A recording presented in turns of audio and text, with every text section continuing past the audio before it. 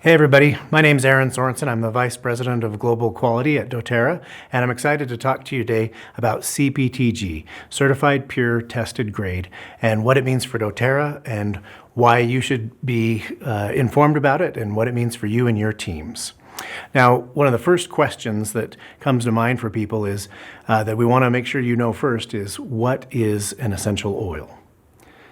Now, an essential oil is part of a naturally occurring process in many plants. Essential oils are made by many plants to help protect them in a lot of ways. It takes a lot of energy for the plant to produce this, so there's needed benefits that come from the essential oils that the plants get. It can help attract pollinators. It can deter insects and other things that would harm the plant, but it does also provide a lot of unique properties for people and other things that want to use the essential oil. So let's talk about why purity matters in an essential oil, because we've all heard that there's a lot of adulteration that takes place, and I'm going to talk a lot about that today. But one of the main reasons that I think it matters is because as we use these in our families and we use them to help our health and other benefits, we want them to be as Mother Nature intended. And there's a lot that happens in the brokerage industry, in the essential oil industry as a whole, that things are added and taken away from what Mother Nature naturally produces. So I see that there's really kind of four pillars of understanding essential oil purity. First is the plant quality, and I'm going to talk about that a little bit more too, and how we select plants and make sure that they are the right plant for producing the essential oil that we want. Next, it's going to be the production process, how we obtain that essential oil and how that impacts the end quality of the plant. Next is the way that we test that oil once it's produced to be able to ensure that it's the exact quality that doTERRA wants that meets all Cptg standards. And finally, it's important as we grow, produce, test that oil, that it's stored properly, that it's handled in a way that ensures that nothing is contaminated or there aren't any issues as we bottle it and get it to you. So let's talk about how essential oils are obtained.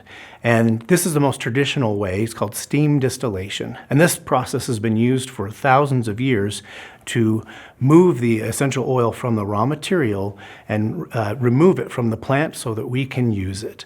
And really it's pretty basic. You take the raw material, it could be a root, could be the leaves themselves or the flower from lavender or something of that nature, and put it into a still. And then you take water that is heated up, and as that steam comes up through the raw material, it'll naturally pull the essential oil, or they're more because they are more volatile components of the raw material, go up with the steam and are pulled out of the raw material.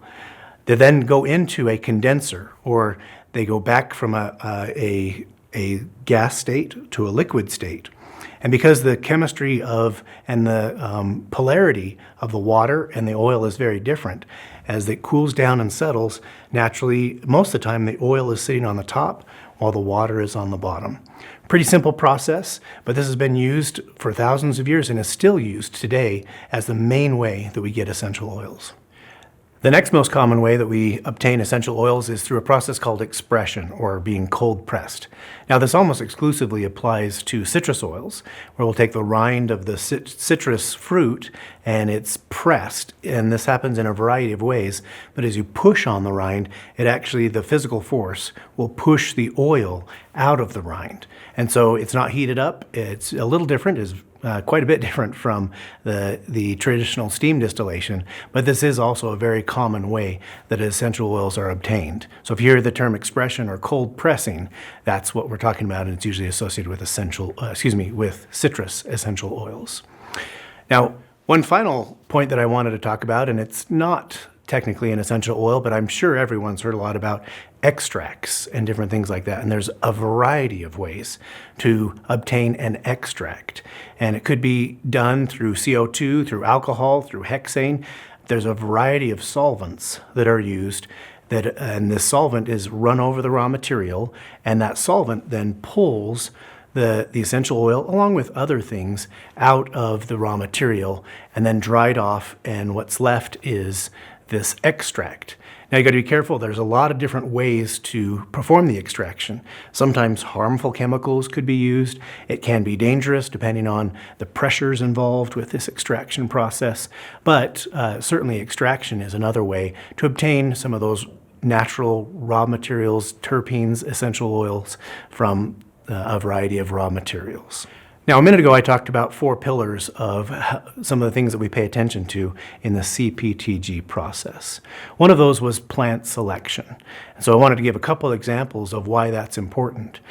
You can see one of the pictures here is from a nursery in Hawaii where we're taking Kona saplings, in Kona, we're taking saplings of koa and propagating them so that they can naturally resist different funguses and other microorganisms that are attacking the koa trees. Some of these plants naturally produce a resistance to these fungus.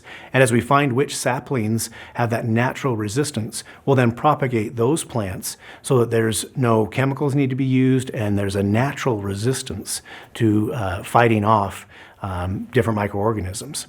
Now, another example would be basil. If you just ask for a basil plant, there's a wide variety and chemotypes that you could end up with that have vastly different chemistry. In this example, I know it's hard to see, but there's a variety of different basils that are commonly used. One's a methyl shavicol type, one's a linalool type, and one's a camphor type. So just asking for a basil oil, you could get a very different chemistry if you're not specific and don't know precisely what you're looking for. Now here's another example with lavender, which I know we're all very familiar with. This is in a field where there's 2 types. It's just commonly called a white lavender and a blue lavender. And the white lavender grows larger and is a lighter color, and it actually has a higher yield. And the blue lavender is a little smaller and has a lower yield. And because of those yields, there are different prices for them, but they do also have a distinct chemistry. And depending on the end use of what you want to use that lavender for, there is different chemical properties that you'd want to be mindful of. And the doTERRA takes into consideration as we grow and harvest and source all of our lavender essential oil. So another important aspect is in our global sourcing is being at source and working with the right people who have the right knowledge and are committed to producing pure and potent essential oils. And that's taken a long time. And doTERRA has spent more than a decade establishing relationships with these people that in some cases have been doing this for generations. And we work with them, we trust them, and it's a very cohesive and a great partnership that we establish with many of these growers and producers throughout the world.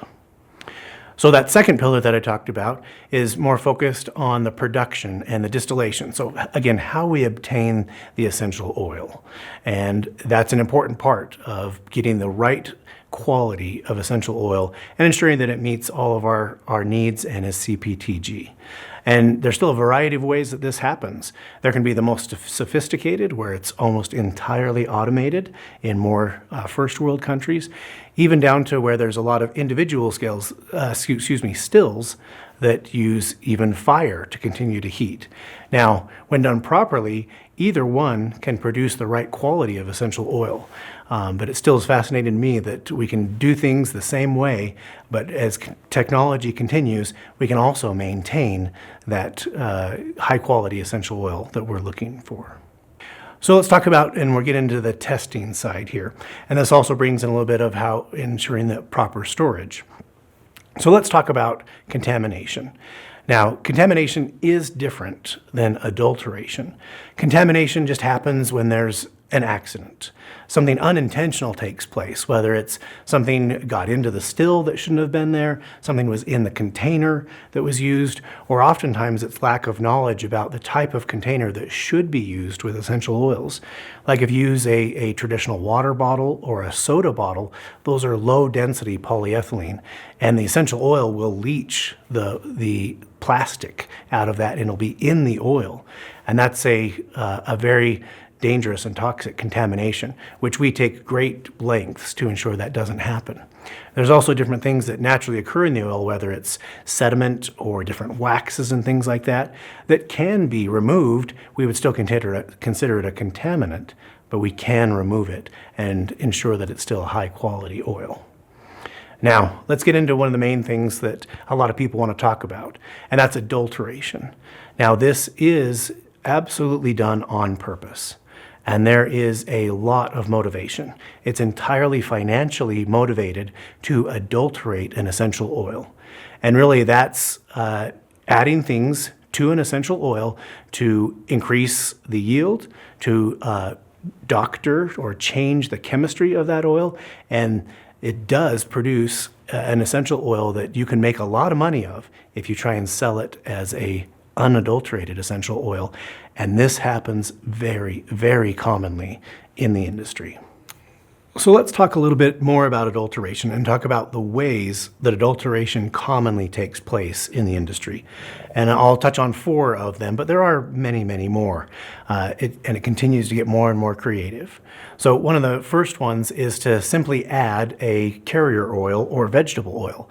And this happens even at the farmer level, where you can take a small amount of castor oil or some kind of cheap vegetable oil and add it to the essential oil and increase the volume that you have. Now, this often fools labs because of the heavier nature of the carrier oil. Traditional GCMS, if you're not looking for it, doesn't see this, and it still looks like a pure essential oil. So this one is ubiquitous in every type of oil and does happen very commonly. Now, the next step is adding synthetics to the oil, and I break this off into, there's 2 different parts. So in the synthesis, you can take petroleum-based byproducts. So in the gas and oil industry, there's a lot of byproducts, so they're called phenols, that come off of that process. These phenols are very simple chemical structures that are easy to create reactions with or to manipulate into terpenes. And we'll touch on this in just a moment, but terpenes is the common name or the chemical name for essential oils. And it's very easy to take these phenols and change them into almost any kind of terpene that you want. And so they would be derived from petroleum byproducts and produce a chemical that is identical chemically to essential oils. Now, the other way to do that is take a natural precursor.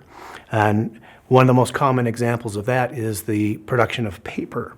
So as you take wood and you go through and you create a paper product, one of the byproducts of that is alpha-pinene, which is naturally in the wood of many oils that are used in the paper industry.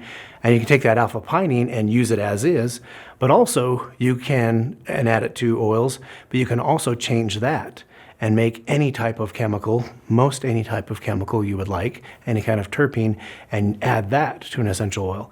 And again, because both of these are byproducts of a large industry, they're extremely inexpensive. So you can buy these chemicals that have been synthetically derived for a very cheap price and add them to a more expensive essential oil. Now, the next one is to take a fractionation process. So you can take an essential oil and break it up into its many compounds. And let's say if you want to take linalool from hoe wood, you can just isolate that linalool from a more commonly a less expensive oil like hoe wood, and then take that linalool and add it to something like lavender or basil or other things that are more expensive, and again, increase your volumes, decrease your costs, and try and sell that oil as a pure lavender or basil, whatever the case may be. The final one that I'll touch on here is basically just swapping an oil. So you got like oils. Let's use cinnamon bark and cassia as an example. Those do have very similar chemistries. If you know what you're looking for, you can definitely tell the difference. But because cassia is higher yielding, it's a little more common, you're going to have, it'll be less expensive, and you can often find people trying to sell that cassia as cinnamon bark. It's in essence just dishonesty in labeling, or mix the two and try and sell it as the more expensive oil in its pure state. Okay, so let's talk a little bit about the chemistry that I alluded to a moment ago. So terpenes are very common molecules, and I want to talk a little bit about some of the basics of that chemistry. And the first one you should know is what's called an isoprene unit. And really it makes up 5 carbons with double bonds there, with one double bond. And that's the core of all of the terpenes and basically make up the almost the entirety of all essential oils. And those two isoprenes are combined together into different nomenclatures that you've probably heard. The first one is a monoterpene. That's 2 isoprenes together, and those can be configured in a variety of different ways. The next one is a sesquiterpene. So again, 3 isoprene units together in various configurations to make the different chemistry that make up essential oils. And each of these will have different functional groups, from alcohols to aldehydes and many other things. But really, it's some very basic building blocks from a chemistry perspective that make up thousands of different types of components in essential oils. Okay, so let's talk about some of the testing that goes into Cptg. And so that tested grade is what we're interested in here. And I can attest that doTERRA does many, many tests to ensure the purity and potency of their essential oils. And so we're going to get into some of these here. I've listed some of them in this slide, but let's get into the different steps that they're taken as we go through this testing process with every single one of doTERRA's essential oils. So organoleptic testing, this is something that you can do at home and that each of us have done, whether we intended to or not, from ensuring that it meets our standards and comparing it to what it should be. So the aroma, the appearance, and the taste of some oils. So as we look at those things, every single essential oil goes through this multiple times. And because it can be a little subjective, we have multiple analysts or technicians doing this too. So we have standards that we compare it to ensure it smells as it should, that the appearance, the color looks as it should, and in certain cases, the taste, and making sure that it meets all the expected needs and specifications for doTERRA. So now let's talk about physical constants. And this is like what it sounds. It's the physical attributes of the essential oil. And each of these measurements are unique to specific types of oils. So the first one is an optical rotation. And as the name suggests, we'll shoot light through the sample, and it measures how much the light is rotated within the sample. And because of the different chemistry, the polarity in that oil, there's a very specific window that will rotate as it goes through the sample, telling us if it's as it should be and meets the specification. Refractive index is very similar. As we shoot a beam of light through it, it'll refract it versus rotate. And again, there's a very specific window or range that we'll find that will be in for each different type of essential oil. So specific gravity is a physical measurement of how dense the oil is. And each oil has its own specific gravity of its density. So what that measures is if it's going to be lighter than water or heavier than water. Now, as I talked about in the distillation process, the separator is where the water and the oil separate after distillation. Most oils are taken from the top, but there's a few that are actually heavier than water, like wintergreen and clove, and you have to turn your separator upside down and pull it from the bottom. And this is, again, just another measurement, another checkpoint that we test for every essential oil to make sure it's as it should be. Now, microbial testing, this is a very common test in nearly every industry and every product. It's a little unique to essential oils where nearly every single essential oil is so antimicrobial that this is a pretty boring test for our analysts.